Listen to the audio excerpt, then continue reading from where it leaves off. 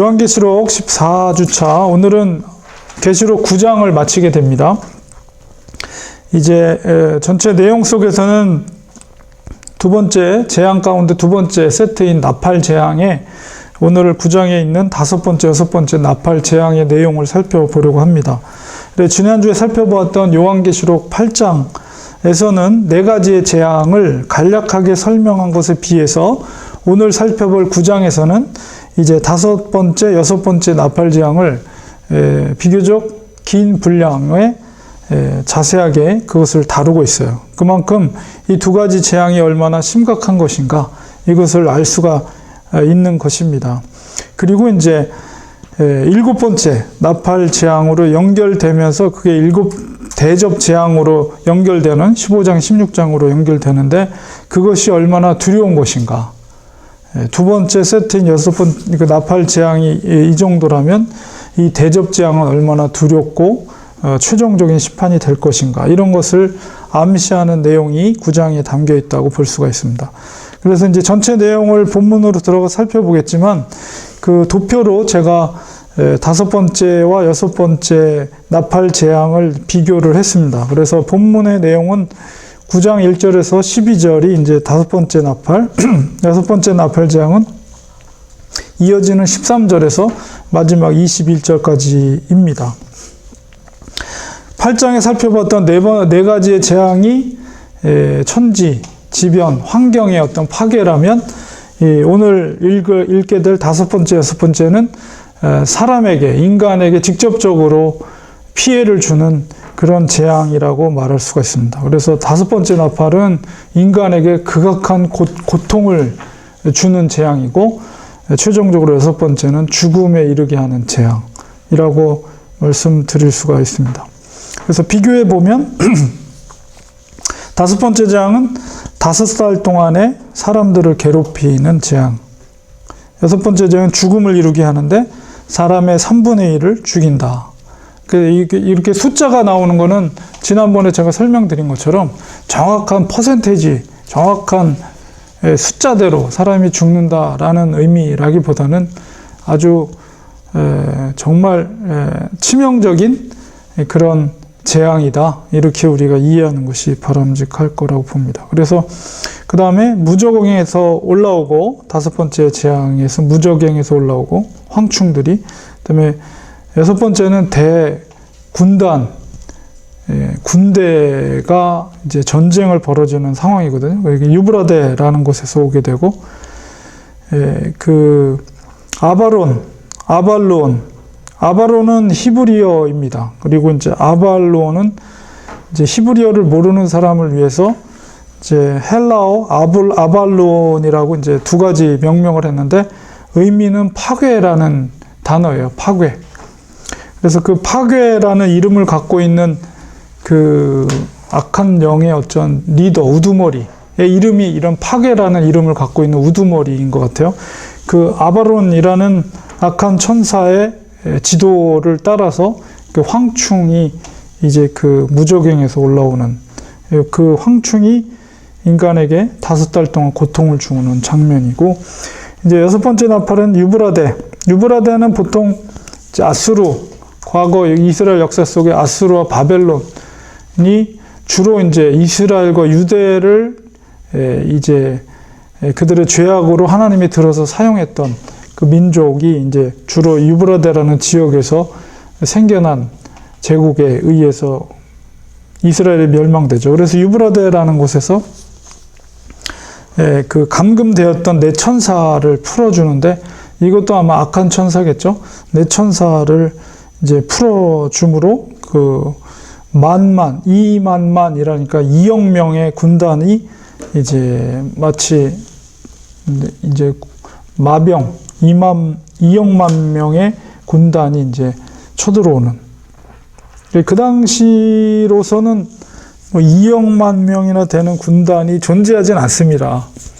로마 전체 인구를 다 합쳐야 되는 그런 인원이기 때문에 군단이 그렇게 된다는 것은 이것도 상징적인 의미를 갖고 있는 어쨌든 대군단으로 이해할 수가 있고, 그 다음에 이제 그 황충 다섯 번째 나팔에서는 시끄러운 날개, 거대한 기병대 같은 그렇게 표현되어 있고, 얼굴은 사람의 얼굴, 사자의 머리, 그다음에 철 흉갑, 흉갑이라는 것은 이제 흉배죠, 흉배. 철로 된 흉배. 그러니까 메뚜기를 표현하는 그런 것인데, 그 다음에 이제 이 군단, 여섯 번째 나팔에서는 불빛과 자줏빛과 유황빛의 흉갑이다.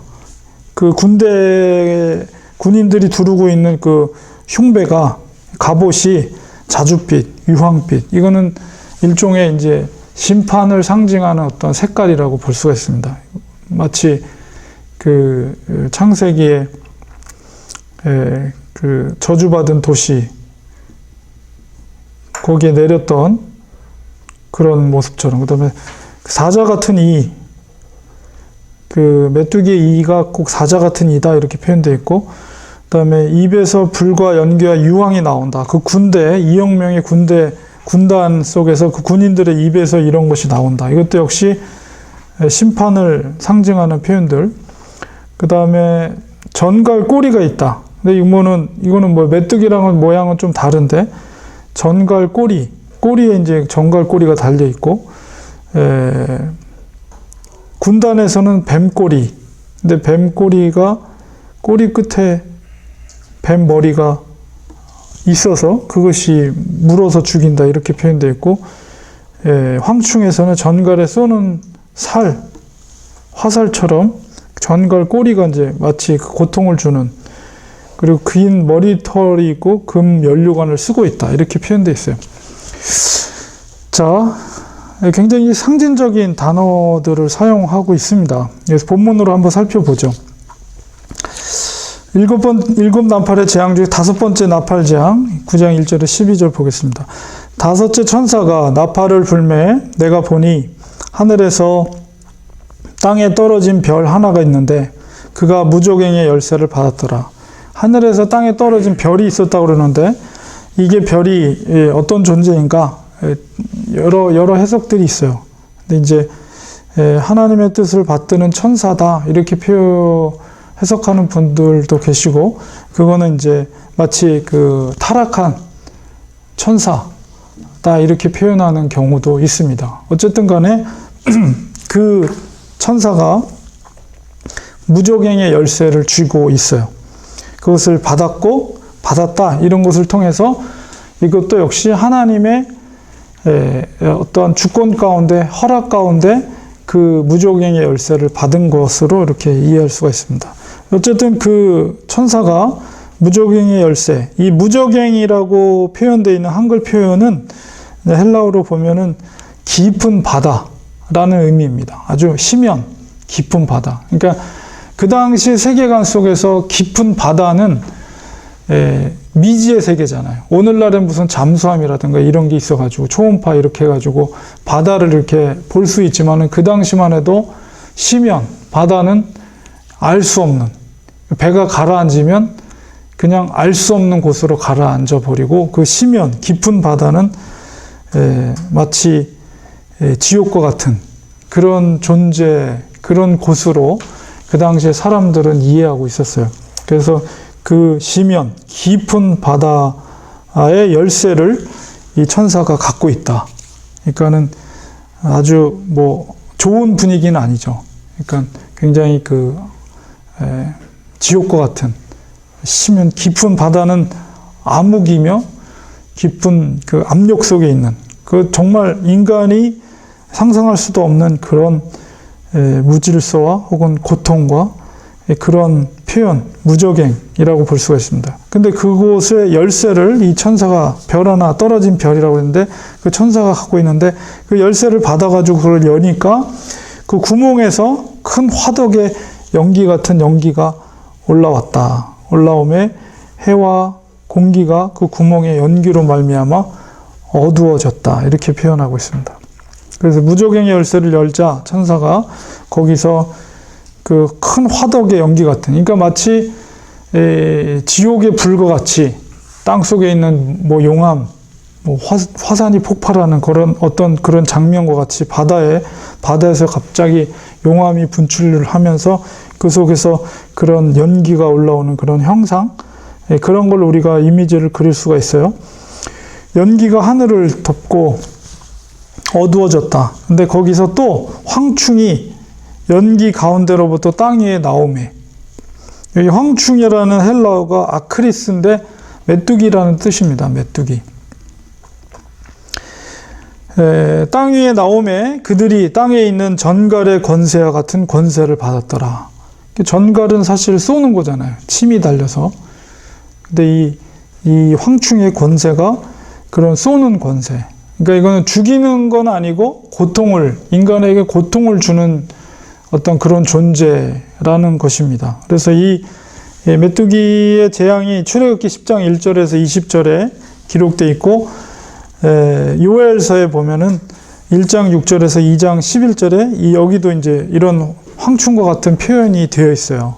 메뚜기 재앙을 이렇게 표현하는 거죠. 그래서 여러분이 이제 해외 토픽이나 이런 거 보면 메뚜기 떼들이 하늘에 그냥 시꺼멓게 덮여가지고 그게 한번 지나가면 땅에 푸른 이파리는 하나도 존재하지 않고 다 갉아먹죠.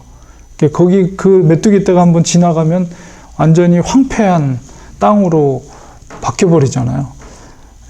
아마도 요엘서나 이제 출애굽기에 있는 그 메뚜기 재앙이 바로 그런 것입니다.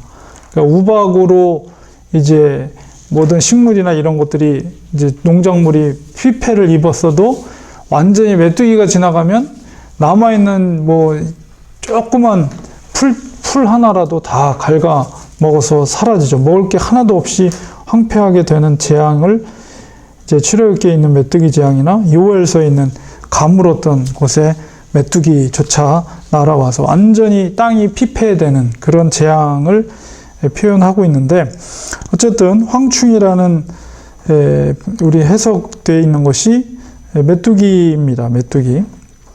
그들에게 이르시되 땅의 풀이나 푸른 것이나 각종 수목은 해하지 말라. 아마도 어린 양이 그런 명령을 내린 것 같아요. 그러니까 원래 메뚜기가 풀이나 수목을 해야 하는 것인데 그것을 해하지 말고 오직 이마에 하나님의 인침을 받지 아니한 사람들만 해하라 하시더라. 그러니까 인을 받지 않은 그런 사람들에게만 고통을 주라는 표현이겠죠. 그래서 하나님께서도 이 악한 세력들까지 주관하고 계시는 것을 봅니다. 그러니까 황충조차도 하나님의 명령에 따라서 고통을 줄 대상에 대해서 분명하게 명령했을 때 그 명령을 수행하는 것을 보게 돼요. 하나님께서 그들에게 할 일을 명하시고 해야 할 일과 또 그 일을 할 수 있는 시간을 또한 제한하십니다. 5절에 보면 그들을 죽이지는 못하게 하시고 5달 동안 괴롭게만 하게 하시는데 그 괴롭게 함은 전갈이 사람을 쏠 때 괴롭게 함과 같더라. 얼마나 고통스럽겠어요. 그 표현대로 한다면. 물론 저희가 전갈에 쏘여 본 적은 없지만 치명적이잖아요. 전갈에 쏘이면은 거의 뭐 죽을 수밖에 없는 맹독이 전갈 독이잖아요. 근데 5달 동안이다. 그러니까 추수의 기간이고 사실은 5달이면 추수의 기간이면서 메뚜기의 수명, 메뚜기가 사는 기간이 아마 그 정도 되는 것 같아요.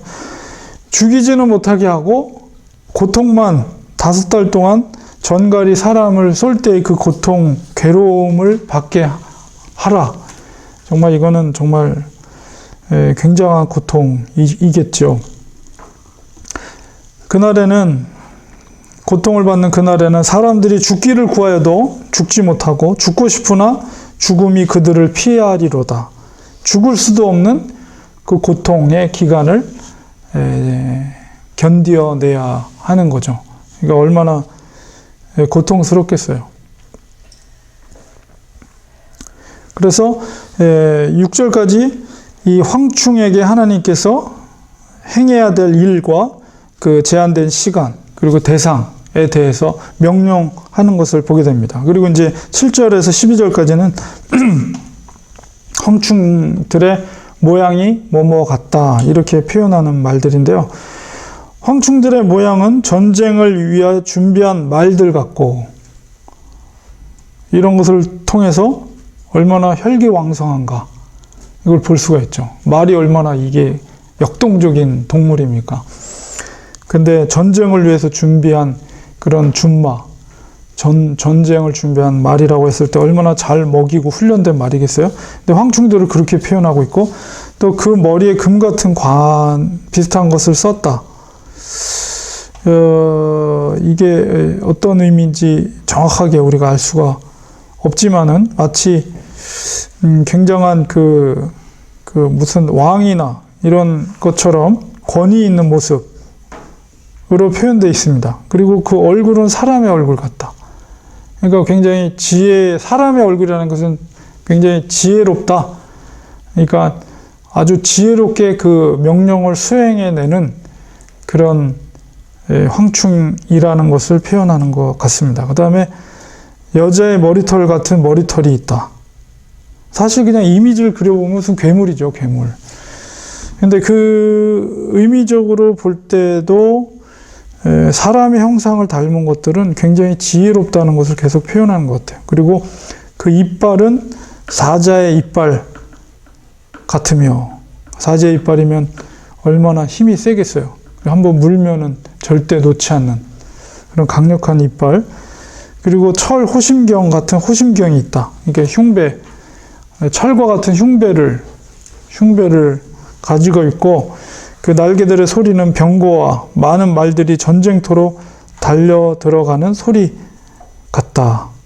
이 형상이나 소리나 이런 것들만 봐도 굉장히 무시무시한 그런 존재라는 것을 우리가 볼 수가 있고, 또 전갈과 같은 꼬리, 소는 또 살이 있어 그 꼬리에는 5달 동안 사람들을 해하는 권세가 있더라. 그래서 황충에 대한 모습을 표현하고 있습니다. 굉장히 강력한 군대와 같은 모습, 강력한 힘을 가지고 있는, 정말 그 고통을 줄 수 있는 만한 그런 권세를 갖고 있는 존재로 표현하고 있고, 그리고 그들이 그냥 무질서한 때가 있는 것이 아니라 그들에게 우두머리가 있어요. 그들에게 왕이 있으니 우두머리, 무적행의 사자라. 히브리어로는 그 이름이 아바돈이요, 헬라어로는 그 이름이 아볼론이더라. 그래서 파괴라는 이름을 갖고 있는 우두머리가 있어서 아마 악한 사탄은 아니지만 거의 버금가는 그런 악한 권세를 갖고 있는 어떤 우두머리겠죠. 그 우두머리가 그 황충을 이끌고 하나님께서 명하신 그 일들을 수행을 하게 되겠죠. 그래서 이제 그 일로 인해서 5달 동안 하나님의 인을 받지 않는 사람들이 고통을 받게 되는 그런 재앙이 5번째 나팔 재앙 가운데 이루어지게 되는 것입니다. 그리고 첫째 화는 지나갔으나 보라 아직도 이후에 화 둘이 이루리로다. 그래서 7 나팔에 대해서 아직 2가지 나팔이 남아있다는 것을 이야기하고 있습니다. 그래서 이 본문을 보면서 제가 이제 뒤에 설명을 해놨는데, 본문에 등장하는 황충의 존재가 정확하게 무엇을 의미하는 건지 사실 이 본문을 보고 아무리 읽어봐도 사실 하나님께서 우리에게 주시는 정보는 제한돼요. 정확하게 이게 뭔지 우리는 알지 못해요. 근데 여러 가지 이제 짐작을 한다면, 문자적으로 보면 거대한 메뚜기를 의미하는 것인지, 아니면 단순히 악을 상징하는 것인지, 혹은 인간의 어떤 진보된 과학기술이 낳을 가공할 무기를 예시하는 것인지, 우리가 이 본문의 표현으로만으로는 우리가 정확하게 알 수가 없다. 이게 솔직한 학자들의 고백이고, 저도 솔직하게 그렇게 말씀드릴 수가 있지만, 그러나 가장 적절한 해석으로 이해할 수 있는 것은 인간에게 고통을 주는 사탄의 악한 영들, 이라고 우리가 보는 것이 바람직하다. 이렇게 볼 수가 있어요. 이거를 마치 무슨 과학기술이 낳게 된 무슨 원자폭탄이나 무슨 가스탄이나 생화학탄이나 뭐 이렇게 본다면 그 초대교회 성도들에게 이게 그런 의미를 갖고 있다면 그 사람들이 무슨 의미가 있겠어요. 근데 그거는 좀 너무 지나치게 어떤 세대주의자라든가 아니면 역사를 정확하게 어디에다가 연결시키려고 하는 그런 발상에서 나오는 상상력이라고 볼 수가 있고, 뭔 전 시대, 그 시대나 오늘날의 시대나 우리가 이해할 때 황충의 존재는 악한 사탄의 악한 영들을 통해서, 물론 하나님의 섭리 가운데 주권 가운데 그것도 허락된, 마치 욥에게 사탄이 그의 모든 것을 허락한 것처럼 그런 주권 가운데 그런 악한 영들이 세상 속에서 고통을 주는 그런 존재들이다. 이렇게 우리가 이해하는 것이 가장 바람직한 것이다라고 볼 수가 있습니다. 그러나 그럼에도 불구하고 그 하나님의 입맞지 않은 인간들을 대상으로 하고 있다는 것, 그 다음에 이 재앙 가운데도 하나님의 전적인 주권과 통치가 이루어지고 있다는 것을 우리는 보게 되죠. 그러니까 무적행의 열쇠를 받았다라고 하는 것과 하나님께서 그 대상과 그다음에 시기와 그다음에 방법, 죽이지는 말고 고통을 주라 라든가 그런 것들에 대해서 제한을 두고 있다는 거죠. 하나님이 그 재앙에 대한, 그리고 고통을 주는 것에 대해서 하나님이 분명한 바운더리를 쳐주고 있다는 거죠. 하나님의 주권 가운데 이 악한 세력들도 그런 고통을 인간에게 입히고 있다는 것을 우리가 이해하게 됩니다. 그 다음에 이제 여섯 번째 나팔, 9장 13절에서 21절 보겠습니다. 여섯 번째 천사가 나팔을 불매 내가 들으니 하나님 앞 금 제단 네 뿔에서 한 음성이 나서, 마치 이 제단이 뭐 사람 의인화한 거죠. 그 뿔이 음성을 낸다는 것은 이 제단을 사람처럼 의인화해서 표현하고 있어요. 금 제단 네 뿔에서 한 음성이 나서 뭐라고 되어 있냐면, 나팔 가진 여섯째 천사에게 말하기를 큰 강 유브라데에 결박한 내 천사를 놓아주라. 그러니까 내 천사가 큰 강 유브라데에 결박이 되어 있어요. 결박됐다는 것은 포성되어 있고 묶여 있다는 거죠. 근데 그 금 제단의 네 뿔에서 음성이 나서, 그러니까 하나님을 섬기는 제단이겠죠. 그 제단에서 역시 명령이 떨어진 거예요. 명령이 떨어질 때 그 네 천사, 악한 천사겠죠. 네 천사, 유브라데에 결박되어 있는 네 천사를 이제 결박을 풀고 놓아주라. 이렇게 명령이 떨어졌습니다. 여기서 이제 아까도 말씀드린 그 유브라데, 큰 강 유브라데라는 그 표현은 일단 하나님께서 이스라엘과 유다 민족을 역사적으로는 그들을 통해서, 침략자를 통해서 심판하게 되는 그런 세력들이면서도 이 유브라데라는 것이 하나님의 심판이 상징되는 것이다. 그리고 이제 16장 16절에 보면 아마겟돈 전쟁이 있고, 그 다음에 최후 곡과 마곡의 최후 전쟁이 있는데 그 20장 8절에 나와 있거든요. 이제 그런 표현들이 이제 종말의 격전지를 이제 상징적으로 표현하는 거예요. 그것도 이제 우리가 문자적으로 볼 수가 없는 게, 아마겟돈 전쟁이라는 게 무기또예요. 무기또 언덕. 여러분이 인터넷에서 무기또라고 한번 쳐보세요. 그러면은 무기또가 어떤 데인지, 이스라엘 지금 현재 무기또가 어떤 데인지가 나오거든요. 작은 동산이에요, 동산.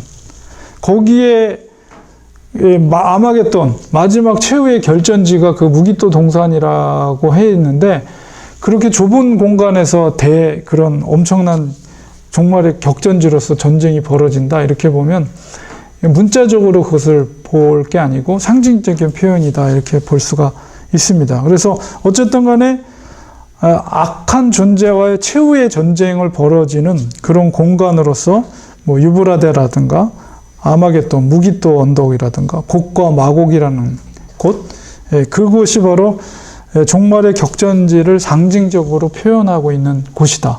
그러니까 그런 것들을 볼 때 어쨌든 최후의 순간에 이제 마지막 사탄의 세력을 이제 최후 불못에 이제 집어넣을 때 이제 그 전에 마지막 악한 전쟁이 벌어지게 되는데 그게 어떤 식으로 되어야 될지 현상학적으로 어떤 식으로 될지 우리는 몰라요. 모르지만 어쨌든 그런 마지막 종말의 격전지로서의 그런 장소로서의 상징적인 표현이라고 여러분이 이해하시면 됩니다. 유브라데라는 것도 지금 갈대아 우르 아브라함이 살았던 그 지역이라기보다는 그런 상징적인 표현이다. 이렇게 이해를 하시는 게 좋습니다. 그래서 어쨌든 그 유브라데라는 지역에 결박되어 있는 네 천사, 이렇게 결박되어 있으니까 악한 천사겠죠. 악한 천사를 놓아주라 하매 네 천사가 놓였으니 그들은 그 년, 월, 일, 시에 이르러 그 정확한 시가 언제인지 모르지만 정해진 그 시간이 될 때 사람 3분의 1을 죽이기로 준비된 자들이더라. 마병대의 수는 2만 만이니 그러니까 2억 명이 2억. 내가 그들의 수를 들었노라. 그러니까 그 숫자를 얘기하는 걸 들은 것 같아요. 요한이. 그러니까 정확하게 2만 만 해서 2억 명의 군대를 정확하게 숫자를 기록했겠죠. 그래서 마치 그 마병대가 그 당시 시대 속에서는 로마를 괴롭혔던 파르티안 군대, 그 마병으로 아주 유명했던 그 국가였던 것 같아요. 그 파르티안 군대를 연상시키는 모습인데 이것도 역시 초자연적인 군대의 모습을 상징적으로 표현한 것이다. 이렇게 볼 수가 있습니다. 어쨌든 그 수많은 군대가 사람의 3분의 1을 어떤 정해진 때에 이제 죽이기로 작정되어 있는 거예요. 이 같은 환상 가운데 그 말들과 그 마병대니까 말들과 그 위에 탄 자들을 보니 불빛과 자줏빛과 유황빛 호심경이 있고, 그러니까 이 가슴에 그 갑옷을 입었는데 그 빛이 자줏빛깔, 마치 불이 활활 타오르는 듯한 한 그런 빛깔의 그 흉패, 그러니까는 갑옷을 입고 있다는 거예요. 이것도 역시 멸망과 심판을 상징하는 어떤 그런 빛깔이라고 볼 수가 있습니다. 그리고 말들의 머리는 사자머리 같고 그 입에서는 불과 연기와 유황이 나오더라. 그러니까 말인데 사자머리 같다라고 표현되어 있고 그 말의 입에서 불이 나가고 연기가 나고 유황이 나온다. 이것은 마치 심판을 받는 그곳에 불과 유황이 떨어지는 그런 모습과 유사하다고 볼 수가 있어요. 이 세 재앙 곧 자기들의 입에서 나오는 불과 연기와 유황으로 말미암아 사람 3분의 1이 죽임을 당하니라. 그러니까 죽게 되는 것이 바로 그 불과 연기와 유황으로 인해서 3분의 1이 죽게 된다. 황충의 재앙은 고통을 주는 거였다면 이제 6번째 나팔 재앙에서 결국 사람의 3분의 1이 죽음을 당하게 됩니다. 이 말들의 힘은 입과 꼬리에 있으니 꼬리는 뱀 같고 또 꼬리에 머리가 있어 이것으로 해하더라. 이 재앙에 죽지 않고 남은 사람들은 손으로 행한 일을 회개하지 아니하고 오히려 여러 귀신과 또는 보거나 듣거나 다니거나 하지 못하는 금은 동과 목석의 우상에게 절하고 또 그 살인과 복술과 음행과 도둑질을 회개하지 아니하더라. 그러니까 3분의 1이 심판을 당해서 죽었는데 3분의 2가 살아났잖아요. 그 살아있는 존재가 그런 심판을 보고도 회개하지 않고 여전히 그런 우상에게 절하고 하나님이 싫어하시는 그런 음행과 마술과 살인과 이런 것들을 여전히 행하고 있는 모습을 표현하고 있습니다. 여기서 이제 그 전쟁이죠, 전쟁. 그 마병, 수많은 마병대, 그리고 그 말에서 나오는 그런 불과 연기와 유황, 이런 전쟁으로 인해서 죽음을 당하게 되는데, 이 전쟁의 의미는 당대에 있었던 전쟁일 수도 있고, 또 역사의 이래로 인류가 치른 전쟁일 수도 있고, 또 미래에 있을 전쟁의 모습으로 우리가 생각할 수가 있겠죠. 그래서 이게 엄청난 전쟁으로 인해서 죽음을 맞이하게 되는 그런, 그리고 더 나아가서는 이제 물리적인 그런 전쟁을 넘어서 삶 속에서 치열하게 살아가는 세상 속에서의 전쟁으로도 우리가 이해할 수가 있습니다.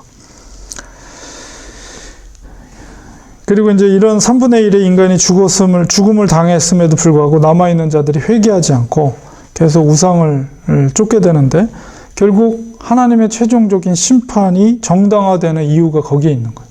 이제 계속해서 이제 7번째 나팔이 부러졌을 때, 그게 이제 또 이 대접을 더 극심한 재앙이 열리게 되는 관문의 역할을 하죠.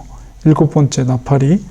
그래서 하나님의 최후적인 심판이 이제 정당화되는 이유가 이렇게 표현되어 있는 거예요. 하나님의 심판의 그러나 목적은 죽음과 진노가 아니라 회개의 촉구라는 것이죠. 그런 하나님의 의에도 불구하고 회개하지 않는다면 결국은 하나님의 최종적인 심판이 이루어지게 될 것입니다.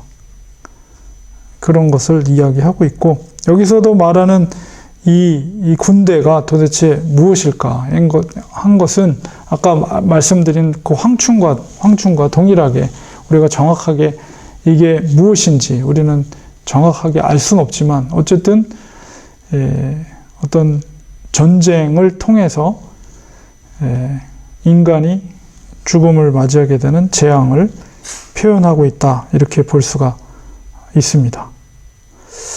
자, 그래서 사실 다 우리가 이해할 수 없어요. 너무 상징적인 표현들이 많기 때문에. 그러나 이 속에서 느껴지는, 그리고 여전히 하나님의 주권 가운데 있다는 것, 이런 것들이 중요한 것이고, 또 그런 심판 가운데 처해 있는, 중요한 건 뭐예요? 교회예요, 교회. 요한계시록 전체를 얘기하지만 이런 재앙 가운데 있지만 심판과 재앙 가운데 지상에 남아있는 교회가 여전히 존재하고 있고, 그 다음에 그 교회가 어떻게 그런 과정 속에서 무엇을 해야 될 것인가, 이런 것들이 이제 중요한 관점입니다. 재앙이 중요한 게 아니고 교회가 중요한 거예요, 교회.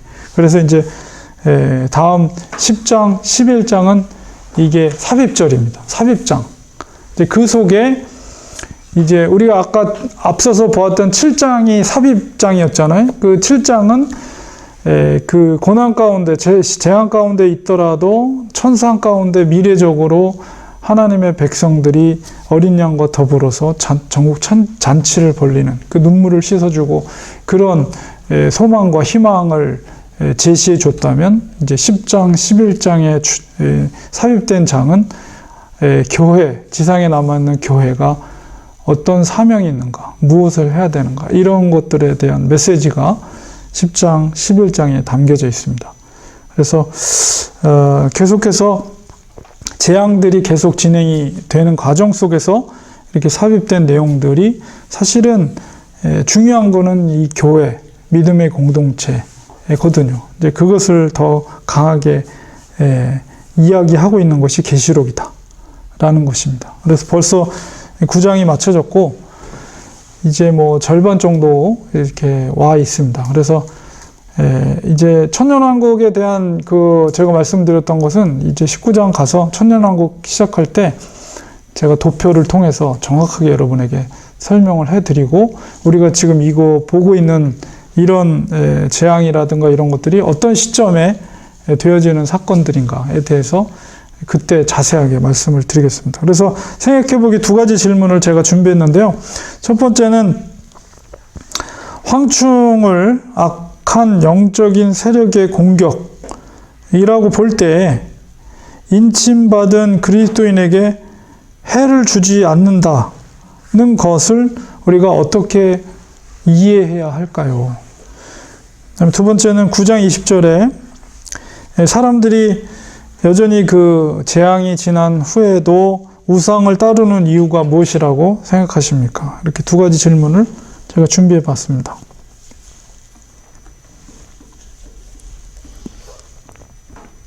1번은 이제 하나님의 전적인 그 주권과 통치에 대한 1번 악한 영까지도 하나님께서 통치하시기 때문에 그들이 하나님의 사람들을 쉽사리 해치거나 악을 행하지 못한다는 것을 보여주는 거죠. 네. 그래서 저도 요 본문을 읽으면서 이제 그런 생각을 했어요. 그렇다면 이게 이제 이 황충이라는 존재가 악한 영적인 세력으로 이 사탄이 이제 사람을 괴롭게 하는 거잖아요. 사람의 영적인 모든 현상적인 이면에는 그런 영적인 세계가 존재하는 거죠. 그래서 사람이 고통을 받고 괴로워하고 때로는 우울증에 자살하고 이런 것 이면에는 물론 뭐 정신적인 질병이다 이렇게 얘기했지만 어쨌든 병이라는 것도 그 불순종으로 말미암아 이 땅에 들어온 것이기 때문에 우리가 이면적으로 보면 그런 악한 영이 그런 인간에게 그 고통을 주고 그런 일들을 하는데, 그렇다면 저는 이제 이 본문을 이해하면서 그러면 그리스도인들은 전혀 고통을 안 받는다는 의미인가 이렇게 생각할 때 그건 아니라는 거예요. 우리도 여전히 고통을 받죠. 그럼에도 불구하고 하나님께서는 그리스도인들에게 해를 주지 않는다라고 해를 주지 못하도록 했다는 의미는 이제 저도 묵상하면서 깨달은 것은 주님께서 제자들을 향해서 내가 세상을 이겼노라 선포하셨거든요. 그러니까 정확하게 정말 하나님의 선택한 백성이고 하나님이 그 인친 백성이라면 해할 수가 없죠. 하나님의 소유된 백성인데 감히 아무리 악한 그 존재라 할지라도 인간보다 힘이 강한 악한 영이라 할지라도 왜? 하나님의 소유된 백성이기 때문에 견딜 수가 없는 거예요. 건들 수가 없는 거예요. 물론 고통을 우리가 경험하죠. 고통을 느낄 수는 있지만은 우리가 쓰러져도 우리 속에 내주하신 성령님이 우리를 지키시는 거예요. 쓰러져도 하나님이 다시 일으켜 세울 수 있는 그런 의미 속에서 그리스도인에게 해를 주지 않는다. 이렇게 이해해야지 우리는 전혀 고통을 안 받는다. 이렇게 이해해서는 바람직한 해석이라고 볼 수가 없습니다. 그러니까 황충이 그리스도인들을 해하려고 우리에게도 고통을 준다 할지라도 하나님은 우리를 지키신다. 하나님의 백성이기 때문에 하나님의 인친 백성이라면 이제 그런 의미 속에서 절대로 하나님이 우리를 지켜주신 하나님이다 라는 분명한 그런 믿음을 가져야 됩니다. 그러니까 초대교회 성도들에게도 고난받고 있는 초대교회 성도들에게도 그 믿음이 있는 거죠. 황충이라는 존재가 어떤 해석은 그렇게 얘기를 해요. 그 우두머리가 그 당시에 그 신 아폴론 신. 근데 이제 그 당시에 로마 황제를 이제 신으로 이렇게 신격화했잖아요. 그럴 때 이용했던 게 아폴로 신의 현현이다. 이렇게 황제를 그런 식으로 설명을 했어요. 그렇기 때문에 너희들은 황제에 대해서 신격화해야 된다. 그래서 아마도 그 1차적으로 그 당시에 뭐 도미티안 황제라든가 네로 황제라든가 이런 존재들이 아마도 그런 우두머리가 아니었는가 이렇게 해석하는 분들도 있어요. 그러니까 그 당시에 살고 있었던 핍박받는 그 크리스찬들에게 있어서 그런 우두머리, 황충과 같은 고통을 주는 세력들이 있지만 하나님은 해를 주지 않는다. 하나님은 끝까지 그 백성들을 보호하고 지키신다. 그런 것에 대한 믿음으로 이제 이겨낼 수가 있는 거죠. 그래서 그렇게 여러분이 이해를 하시면 되겠습니다. 오늘날도 역시 우리도 세상 가운데 살아가면서 고통을 당하지만 그러나 그것을 보호하시고 지키시는 성령님께서 그것조차도 능히 이길 수 있는 힘을 우리에게 주시는 거예요. 그게 바로 주님께서 제자들 향해 내가 세상을 이기었노라. 이게 뭐예요? 그 얘기는 뭐예요? 두려워하지 말라는 거예요. 세상을 두려워하지 말라. 악한 세력을 두려워하지 말라. 그런 의미 속에서 아마도 그런 이야기를 하고 있다라고 볼 수가 있습니다. 두 번째, 9장 20절에 사람들이 귀신과 그 다음에 전혀 뭐 보거나 듣거나 다니지도 못하는 그런 물질, 금은 동, 나무, 그것으로 만들어진 우상에게 절하는 그런 이유가 뭘까? 왜 사람들이? 믿음이 연약해서 무언가 의지하려고 그러는데 전지전능하다고 믿는 하나님이 사실은 자기 생각을 다 흡족하게 만족시켜주지 못하니까 본인이 이제 거기 일정의 회의를 느끼고 뭐 다른 걸 한번 붙잡아보면 어떨까. 그때 시대에 맞는 어떤 그런 유행 같은 뭐 예를 들면 뭐 그런 어떤 조각이나 우상을 다서 믿음이 그걸 한번 하나님보다 그쪽으로 한번 기웃기웃 거리는 거지. 왜냐면 믿음이 부족하기 때문에. 왜 부족하냐? 이거 하나님이 들어주셔야 되는데 이게 그렇지 못하다. 그렇게 생각이 드는 사람들은 그럼 내가 한번 다른 거 믿어볼까 이렇게 변절할 수도 있지 않는가. 네. 기다려야 되는데 당장 응답이 없고 그래갖고 어려운 상황이 계속되니까 살아야 되니까 또 다시 내려내고 다른 그러니까 그 당시에 그 바알 신이 거의 1000년 정도를 유행을 했대요. 그만큼 사람들한테 인기가 많았다는 거죠. 아스타롯이나 바알 신이 1000년 정도를 구중동 지역에서 신으로서 사람들이 섬겼다는 거죠. 근데 뭐 오늘날에는 뭐 형태가 달라졌지 또 다른 바알을 지금 사람들이 섬기고 있죠.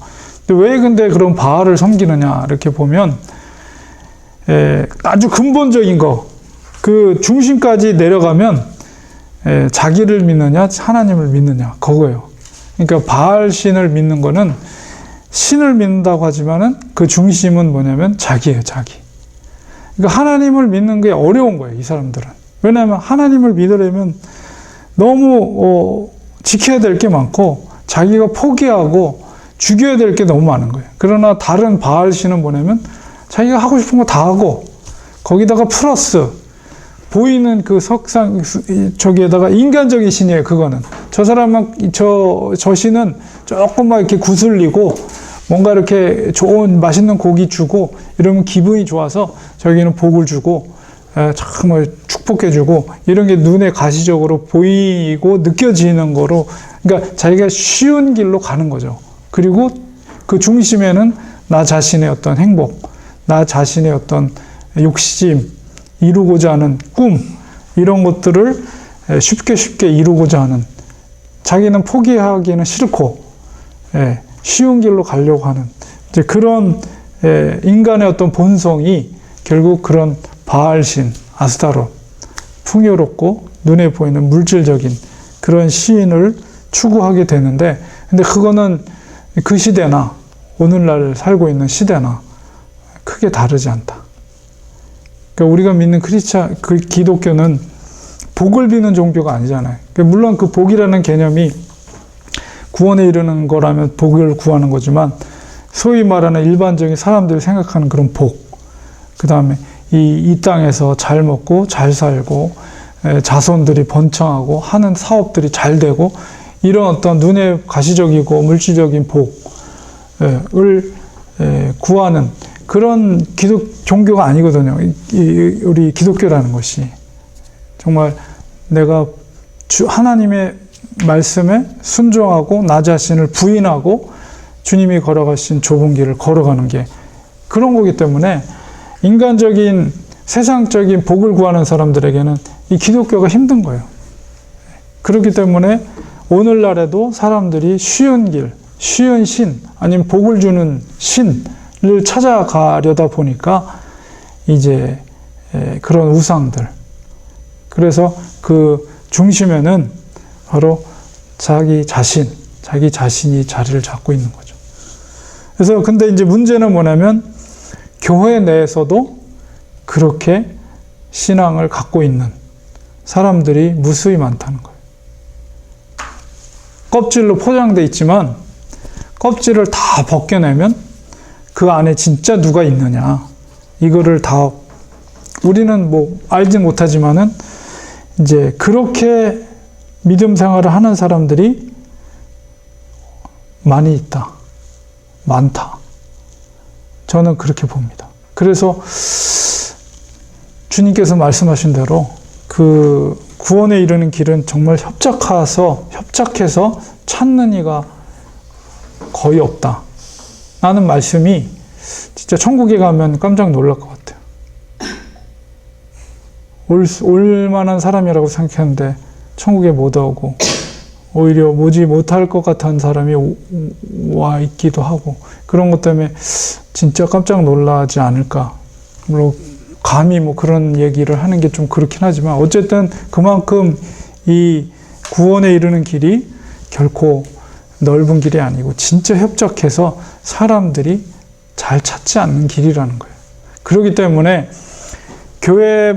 오늘날 교회가 많이 있고 뭐 무수히 많은 사람들이 교회에 다니고 있지만은 그러나 교회에 다닌다고 해서 다 구원받는 게 아니다.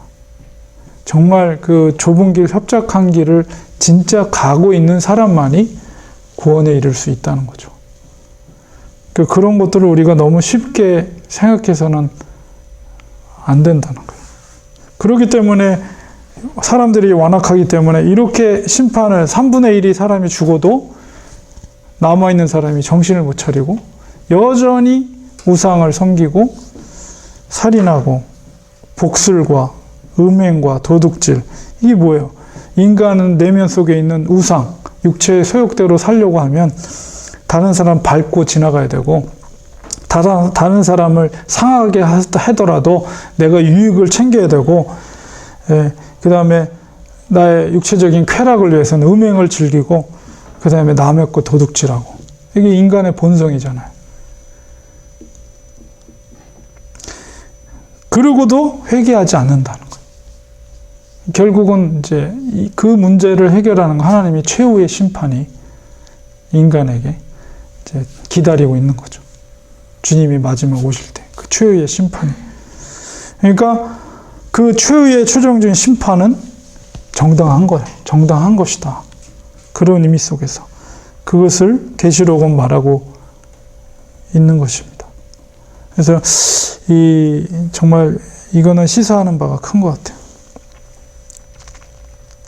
그 도박에 빠진 사람이 그 영화에서 잠깐 본 것 같은데 도박에 빠졌는데 그 사람을 대신해서 돈을 그 도박에 관련된 영화였는데 거기서 시사하는 게 느껴져요.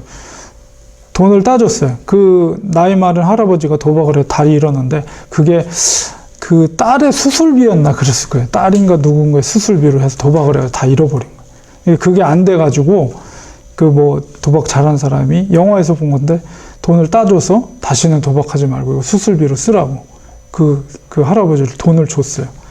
그랬더니 그걸 받아가지고 병원으로 간 게 아니라 도박장으로 또 가서 또 잃어버려. 인간이 이런 모습이에요. 인간이 절대로 이제 변화되지 않는다는 거죠. 악한 모습. 이제 한 장면이 그런 장면이 떠올라서 말씀을 드렸는데 그렇다는 거예요. 당장 딸이 죽어가는데도 중독이 돼버리면 아무것도 안 보이는 거죠. 오늘날 그렇게 살아가는 사람들이 많은 거예요. 그래서 정말 우리는 영적으로 정신 똑바로 차리고 정말 이 주님이 걸어간 이 좁은 길, 구원에 이르는 길, 이 길을 위해서 날마다 정말 내 자아를 사도 바울처럼 부인하면서 말씀 속에 묵상하고 말씀이 나에게 뭐라고 말씀하시는지 성령님이 나에게 오늘 무슨 말씀하시는지 내가 정말 그런 길을 믿음의 길을 오늘 하루 갔는지 이런 것들을 날마다 우리가 생각하면서 걸어가야 돼요. 우리의 삶은 고통의 연속이에요. 계속 이 세상에서 우리 심판 가운데 처해 있는 이 지상에 있는 교회가 그 고통을 계속 감수해내면서도 믿음을 지켜가는 거거든요. 마지막 심판의 때까지. 이제 계시록이 그런 거예요. 그러나 최후의 심판과 마지막 승리는 믿음을 끝까지 지킨 자들, 순교자들에게 주어진다는 사실을 우리가 꼭 명심을 해야 됩니다. 연구 질문, 10장을 읽으시면 이제 책이 나와요. 입에는 달았는데 속에 들어가는 써버린 요한에게 준 책. 책의 의미가 뭘까? 이런 걸 생각하면서 요한계시록 10장을 읽어보시기 바랍니다. 오늘은 여기까지 하겠습니다.